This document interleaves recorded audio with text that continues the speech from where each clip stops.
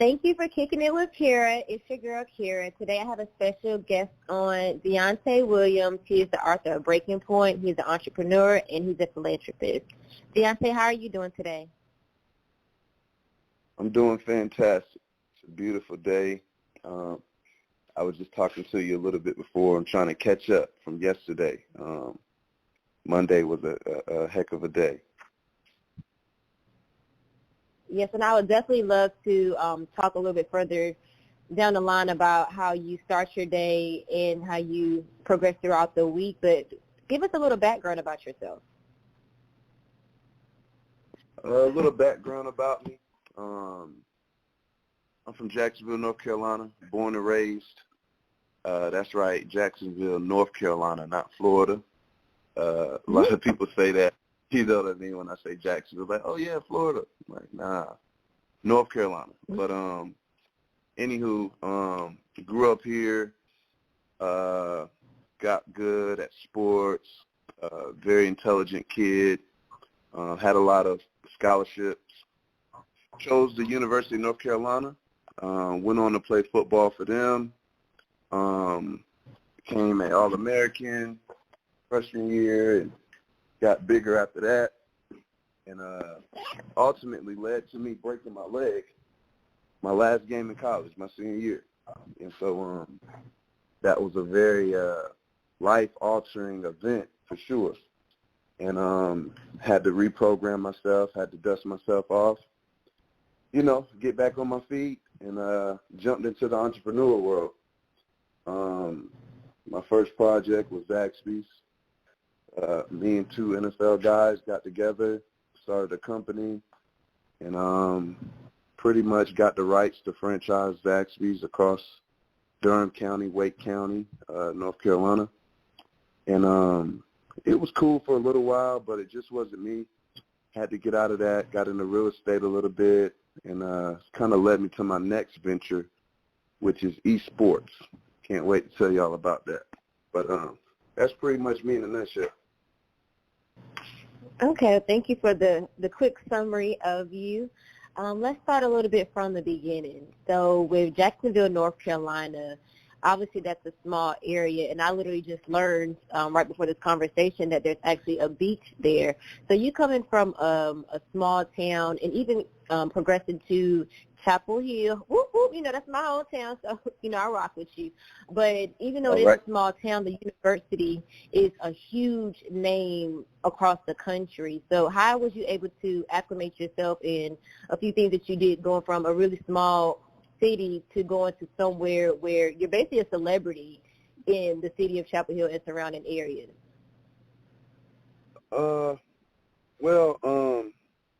I mean, I'll be honest with you. That's pretty much you know, somebody would probably say, man, that's a dream, you know, come true, you know, to become I'm not even gonna say a celeb, but a public figure. And what I mean by that is, you know, you separate it from private and public. When you say public, that means, you know, more people know who you dating, you know, more people know about if you get in trouble or if you do something good. And then in your private life, you know, I choose to be very private in that, but it was because, you know, once you get good at football, you become a public figure, you know, everybody in your business, man, you know, and I'm just a naturally reserved to myself person when it comes to my business and, you know, what I'm doing. I just don't like a lot of people in my business. So it was something to kind of deal with, actually, more of a culture shock, you know. But, you know, it also made me appreciate my private life that much more. So, I mean, it comes with what it comes with. When you get good at something, you can't hide from the world. You got to share it with the world. But now they have a piece of you. You know what I mean? That's that public life thing. So that's really how I dealt with it. As far as, like, Jacksonville, you know, growing up, I always would say I'm going to be a big person. I'm going to run away from Jacksonville, never come back. It ain't much to do here, and blah, blah, blah. But as I've gotten out in the world, man, I really appreciate my roots. I think we have a really, just North Carolina in general creates, very grounded people in my mind. So that has taken me a long way. No matter where I've been, people say, man, where you from? And I stick my chest out and say Jacksonville, North Carolina, and they laugh at me, but you know what I mean? But that's just how I feel about Jacksonville.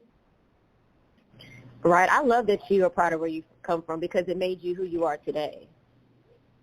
100%. Mm-hmm. Oh, did you ask me about the beach? I'm sorry. No, I had just threw it out there so people know that you have a beach there in Jacksonville, North Carolina. Yeah. Just so they know, because I didn't know either. And I'm from North Carolina. Yeah.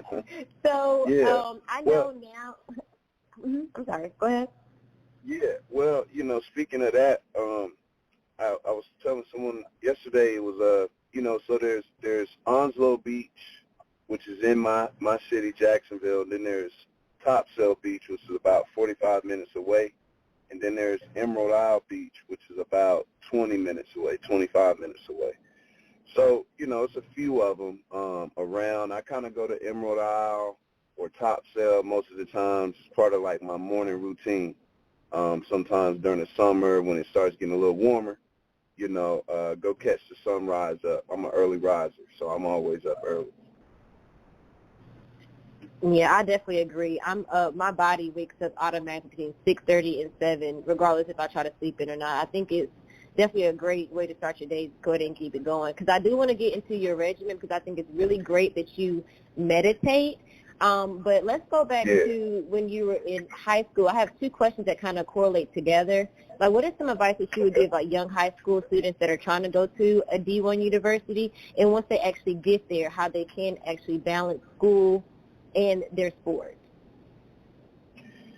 Well, first off, it took me some time to kind of get to this, and I would say, it's a shocking process for kids, young adults, I'd say, because the thing is, you don't understand your worth to the world quite yet. And I think, on a bigger topic, that's a tough thing for college athletics to figure out because, I would tell people, man, I had all types of coaches, pulling up at my school, taking me out of class just to tell me, hey, man, we want you to come play at our university, meaning they want me to come help them win games, you know what I mean? And so it's a thing to deal with because you don't understand at 18 years old, you're probably worth, if you're a big-time athlete, you're probably worth $3 million just walking around. You don't even know it, And the colleges are set up to mine that talent to produce those dollars at a massive level, let's say $1 billion over the course of the time that you're going to be in school. Now, you don't create all of those $1 billion, but you certainly play a part, especially if you're a star player, a captain, all of that stuff, jersey sales, memorabilia, all of that stuff plays a huge part in it, and you have no clue pretty much, and that's just one thing that I had to kind of realize, and, as a player, that makes you start thinking about how you take care of yourself a little bit differently, how you conduct yourself. If you were a $5 or $10 million business, how would you think about your decisions, moving forward? And so I think, man, I really didn't have that mindset as a 18-year-old kid coming out of high school. I really didn't.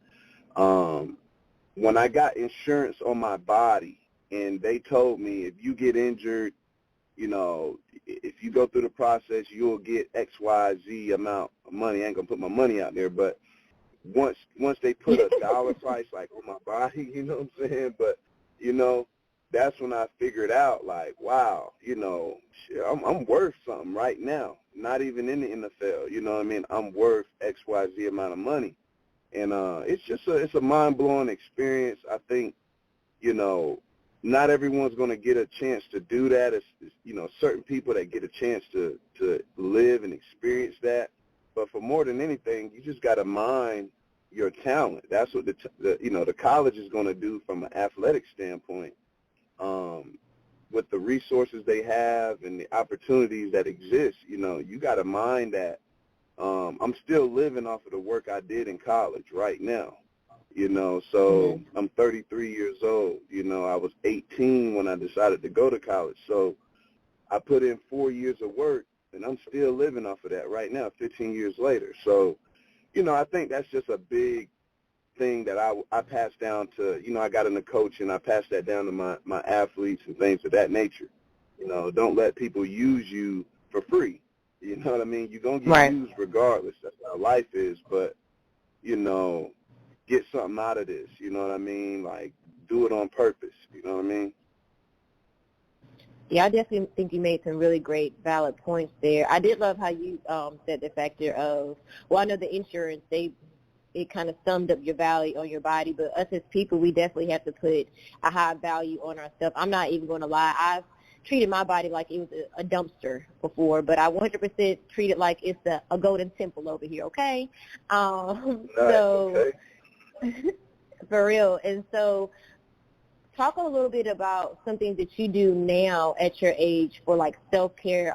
Let's go over how you were telling me about your Monday morning routine throughout the week, because I really enjoyed that. Yeah. I mean, I've been through a lot, and I'm not expecting people to, you know, listen to what I say and then go try to emulate that, because at the same time, I think everything that, you know, I get into now, it's important to me because it came at a certain point in my life. And what I do when I wake up really early. I like to get up before I hear all the cars cranking up outside of my neighborhood, you know, the trash people and all of that. So maybe about 5:15, 5:30ish, and I begin to pray, you know, and I think about what I want to do. I set my intentions for the day, and then I start meditating. Now the meditation could last, I mean, sometimes for an hour or longer. It depends on, you know, what I'm going through in my life or whatever is going through I got to think about or whatever. After that, I get up, I try to go hit the gym, and after that, I'm really free to, you know, start my business, start doing what I do. All of that is probably before, you know, 8 o'clock, 9 o'clock, you know, most days. So the reason why I'm talking about the whole meditation thing is because, you know, everybody does it differently. You know, there's so many different forms of meditation. Yoga is meditation, writing, reading, you know, wherever you are blocking out distractions and focusing is a form of meditation. And I got trained. I got the real damn deal. You know, I was in Atlanta. After I broke my leg, I got into business. As I said, Zaxby's, their headquarters in Athens, Georgia, probably about an hour away from Atlanta. So I was down there, and I just found myself very depressed. I didn't know that I was depressed, but after the, you know, injury to my leg, you know, I wasn't in a clear space for myself. I didn't really have much purpose, and I was running on this road. I just started to be able to run again, so I was, you know, just in pure joy for that. But on the road where I lived at, there was this temple, this Buddhist temple, and it was just very intriguing to me. And I stopped in a couple of times. They gave me some pamphlets, came out to a Sunday service. Yeah, that's right, on Sunday. Should have been in church. I had to go through that whole ordeal in my psyche and all of that. But, you know, it was a compassion temple, and they talked about compassion meditation. And just briefly, compassion is on 3 levels. You got self-compassion. You got world compassion, which is like, you know, compassion for yourself first, you know, who you are, you want to be happy, okay, then you extend that to your loved ones, and then eventually to the world. You want to share that love and compassion with the world. And then the third one is called special compassion, which is like you having compassion for your enemy, you know, substituting your inner enemy with yourself and wishing them well as if you're wishing yourself well. And so, of course, that's very tough, right? You know, and so yes, I did that too. Yeah, that's tough. And I don't know. I found extreme peace and whatever I was looking for, I found it. I didn't know what I was looking for, but I found it when I found that temple, and they kind of trained us on how to meditate. We all meditate together, and I've just kind of carried that with me. That was years ago, maybe 2013. Something like that is when I started that process, and I just kept it up ever since then. I think that's really great. Meditation really changed my life as well because it really allowed me to reset multiple times throughout the course of the day, throughout the week, especially like retraining my brain on certain things and just to really be still, be in the moment. I love how you started about your meditation and your morning routines because most people don't know that we start off in a theta brain state, which is the best time to really stimulate our mind, our brains and things. And so I actually do this thing called a 20-20-20 routine where it's like 20 minutes of movement, 20 minutes of reflection, and 20 minutes of learning, which is pretty similar to what you do in the morning. And it really does get your day started off in a really amazing type of way. So I really appreciate you sharing that with me. Yeah, I mean, I think that's dope. I really like how you spit that out. I live in a good space right now, so I have a lot more free time. But I'm opening this business, and I know that's going to be a challenge to keep up my morning routine. We close late, we open early on the weekends. So I've really been thinking about how I want to tailor that. I might do something like you're saying, that 20-20-20. That really sounds like a easy fix to my time struggle, Yeah, it really is because, especially being that we both wake up really early, sometimes I do 20 minutes of yoga, 20 minutes of writing down what I need to do for the day, just 20 minutes of 3 different things, and then you're able to start the day. But something I do as well, because I like how you said meditating, you could do it anytime in many different facets of ways. I do it as night as well because in the morning, that's why I like to go ahead and do active things. I can't sit still in the morning fully, and so when I wind my evening down, that's when I actually do my meditating because it gets me in a more of a sleepier state because I'm relaxed and my mind is pretty clear. And then because it used to be hard for me to go to sleep at night because I would be thinking about 50 million things that I need to do or things I've done, and so I started listening to guided meditation. And that 100% has helped me because it helps my subconscious mind as well while I'm sleeping to listen to something, because I know a lot of people listen to their TVs or music when they go to sleep, but guided meditations really helps you with different affirmations or different positive energy while you're sleeping that you don't even know it. So when I wake up in the morning, my brain has already channeled positive things to start my day off. But definitely try the 20-20-20 because it doesn't take as long and it's very productive.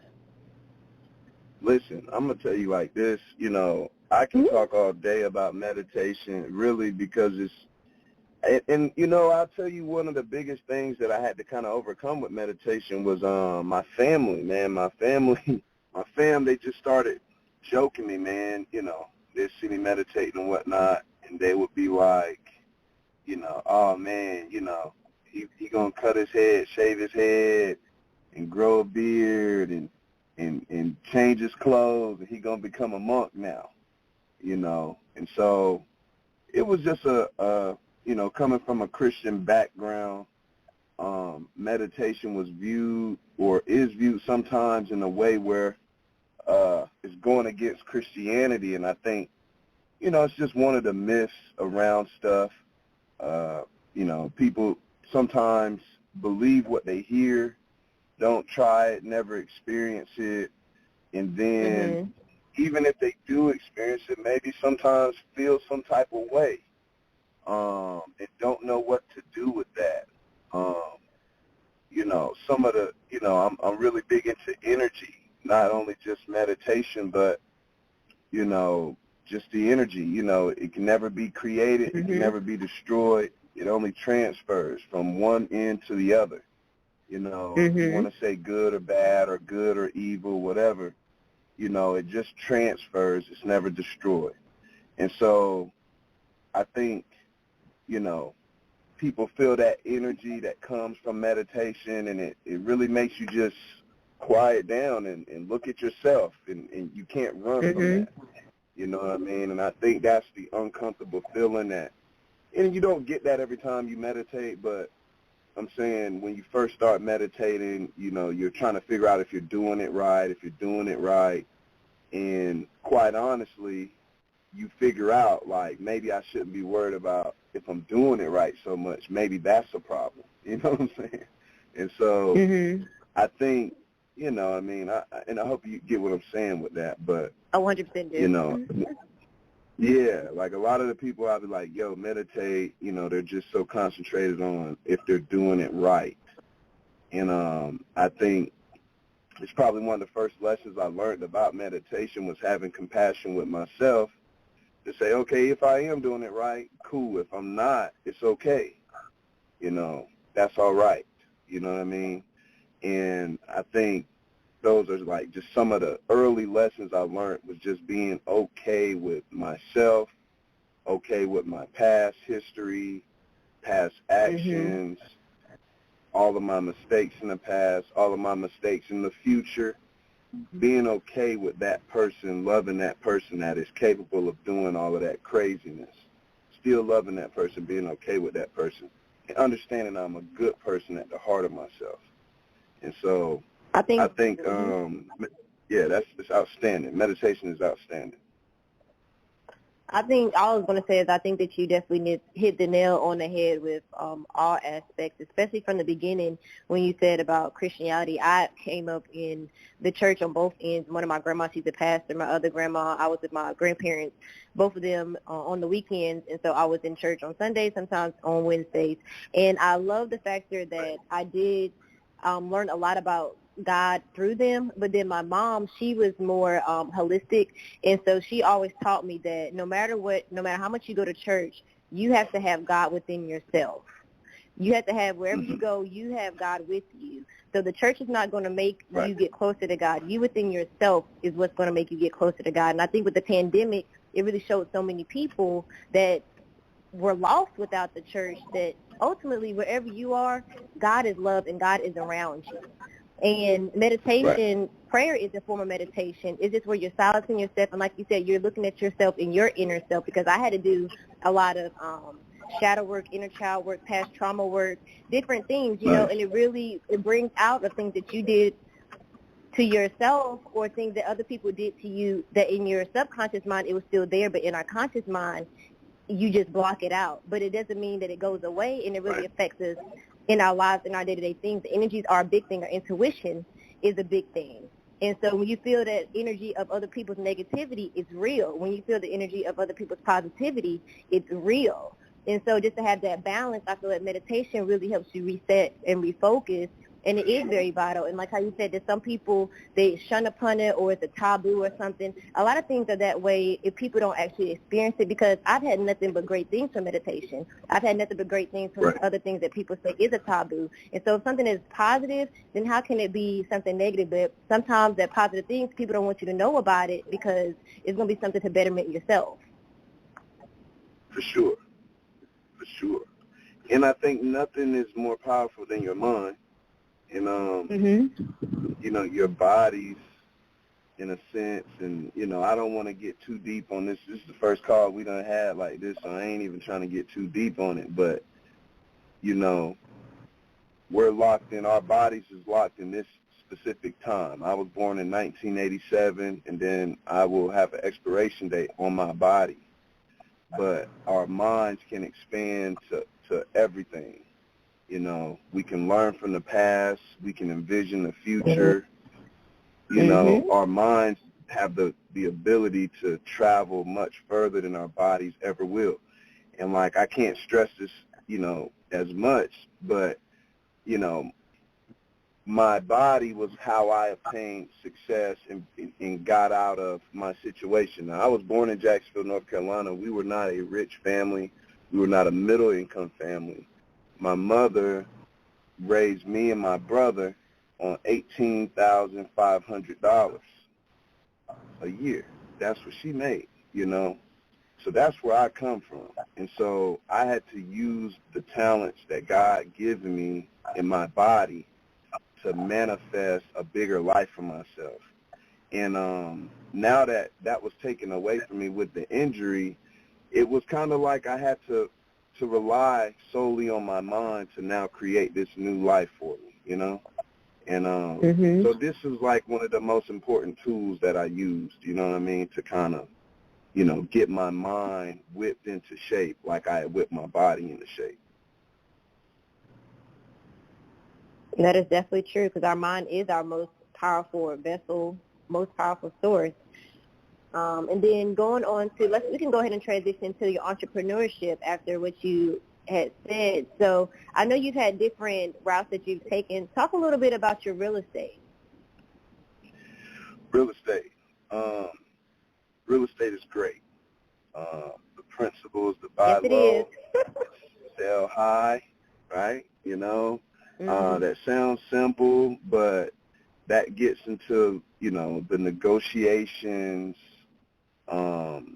and the thought process. So I would, you know, attack the foreclosure market primarily. Those are homes that, you know, person ran into bad luck, lost their home got foreclosed, the bank owns the home, and they are trying to get rid of that home because they got new homes that are about to be in their inventory. And so when I was doing this, the banks weren't primarily trying to get any money from this. They were kind of just trying to cover the end of the loan. Let's say the house had $50,000 left on it. The house would be placed on the foreclosure market at $50,000 or whatever, let's say $51,000, to take care of all of the expenses they had to incur to put it out there, right? So, you know, it would be something like that, but, you know, as time started going, as I was in it, it became a bidding war. So let's say you see the home and you say, well, I'll pay $55,000 for it. You know what I mean? And so in order for me to get the home, I would have to go 56 or have to get that home before it even hit the market itself. You see what I mean? Right. And so there's all types of creative ways to kind of get in it, but to buy it low, those are some of the vehicles you use. And then you get into like the contractor work where you know, buy all of the materials, you clean it all out, you know, demo it out, you set your mind on what you want the house to look like afterwards, and then you go get the skilled workers that need licenses and the know-how, you know, insurance also to do the work. You put it together, you know, maybe 30, 40,000 you put into the house. You got it at maybe 50,000. You know, you put it on the market for 150, and then you sell that house. And so the name of that game is trying to do all of that in as little amount of time as possible, and to buy it as low as possible and sell it as high as possible. All determined on the marketplace. The marketplace determines everything. Right. Yeah. I mean, so that's just a little bit. Right, exactly. That's a snippet. It's a snippet. Because I used to watch a bunch of like HGTV and interior design and things like that. And so that's what really got me into real estate and actually learning the ins and out of it completely. Thankfully, it's like a passion of mine. So just learning everything about it on the broker side, it's not that tedious. But what made you actually start to get into real estate? After I got out of my Zaxby's, I bought an acre of land in Durham, North Carolina, and was going to build a Zaxby's on that land. And once I got out of Zaxby's, I decided to then just try to sell it, you know. And I was successful in selling that land and moving on. But that kind of got me into the thought of having a tangible asset and the amount of control that you have on that. You know, if there were probably 3 suitors, and I really just had to pick which of these suitors I wanted to have an agreement with and sell it to. But you have power when you have those physical assets. And so I just thought about doing that on a smaller scale. I moved back here to my hometown. I knew I needed to generate income. I had kind of got into a real estate deal before, and it was pretty cool. It was on the hard money side of things. And so, I don't know. I just felt like I could do it myself. And, man, listen, I took some lumps. In the first 2 homes. I took some lumps. Mm-hmm. But I still walked away with a profit. It just, you know, I took some learning curve lumps, you know, and cleaned up my operation and just kind of got into it a little bit deeper. And, you know, I'm not actually flipping homes anymore right now. I got out of that. We had a hurricane that happened here in Jacksonville, Florence, and it was very damaging to our community, to the housing market, to the labor market. It was a very tough time here in Jacksonville for a while. And, you know, the people that were losing their homes, you know, and the type of homes that were actually on the market were a crazy-looking thing, you know what I mean? It was quite crazy down here. Oh, wow. Well, I'm glad that you ended up being safe and sound. I think that sometimes, too, when you was mentioned before that you had took some lumps, sometimes we do have lessons that end up becoming blessings in the future. For sure. I think so. So tell me a little bit. Tell me a little bit about the project that you have going on now in Jacksonville. Well, I mean, how everything works out, as I was kind of seeing this market play out, you know, right before the hurricane hit, I started kind of working on a community-based project. In my mind, I wanted to build a community center here in my hometown, and as I looked at it, I'm an athlete. I know about academics as well. I thought about doing those 2 things together in almost like a junior college type of community center down here. And I was going to use esports as a tool to incentivize, you know, the youth and young adults to participate in our programs. Esports is simply competitive video gaming. And it could be 1-on-1, it could be 6-on-6. And I was so enticed and just energized by the industry of esports that I really just, you know, thought to myself, you know, I can't use this as a tool. You know, this is too big to just use as a tool. You know, I need to use this as a main thing to bring to Jacksonville.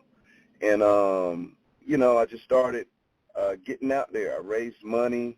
I put together a business plan before that and raised the money, found the real estate, and got the general contractor involved, got the city involved, and now we're here with a 10,000 square foot facility. It's only 5,000 square feet that we are actually opening up right now. However, we have about 3 gaming stations, and it's crazy. I mean, I'm feeling the energy of it right now. I just put the sign up last week, and now we got people stopping by and all of that good stuff. It's a crazy thing, man. I don't think we were ready, you know, for some of the stuff. You know, our website, we're still trying to get that right, still trying to tweak our social media stuff. Hopefully that'll be going out this week. But we just weren't ready for some of the response that we got from it so far. I think that's really amazing, especially how it's crazy how life transitions and it brings you full circle. Because I remember you saying in the beginning of the interview that in your mentality when you left that you wasn't going to come back. And look at you now, you're coming back, you're back, and you're doing something really amazing for the younger people that's growing up. So I think that's really commendable. Thank you. I appreciate that. I mean, it's you know, you got to have purpose. That's what it means for me now. Is anything that I'm doing that has to have some purpose behind it. You know, that's just how I feel. You know, so I got to be motivated that way to kind of put my energy behind it these days. I completely agree. And to close out this interview, can you give me a mantra, a motto that you live by? Each year I try to change that up, kind of just to build on it, you know, but I haven't figured out this year's yet. But last year's was simple. You know, everybody sees the world through their own eyes. I know it's so simple, like you have a pair of eyes and I have a pair of eyes. But we could be looking at the same thing and seeing it from two different angles. I'm 6'2". I don't know how tall you are, you know, but you're seeing it from that perspective. How tall? 5'6". 5'6", sir. I'm tall, okay? Okay, I ain't hating. And that's what's up. That's what's up. You know what I'm saying? But yeah, I mean, I'm just saying it from a 6'2" perspective. If it's just from that alone, we see it from two different perspectives, you know, and there's varying degrees of that. And that was just a big lesson I took last year, man, because I don't know, it helped me to understand, you know, how someone can think differently than I can and not be mad at that and appreciate that, you know. Yeah, so that's what I got. 100% agree. I love that. I 100% agree because I think once you put other people's perspective in mind, it causes you to be less judgmental. Right. Exactly. Okay, yeah. Well, I genuinely appreciate your interview with me, and I hope that you have an amazing rest of the day and week. Listen, thank you for your energy. Thank you for the conversation. Look forward to talking to you again. Thank you. Bye.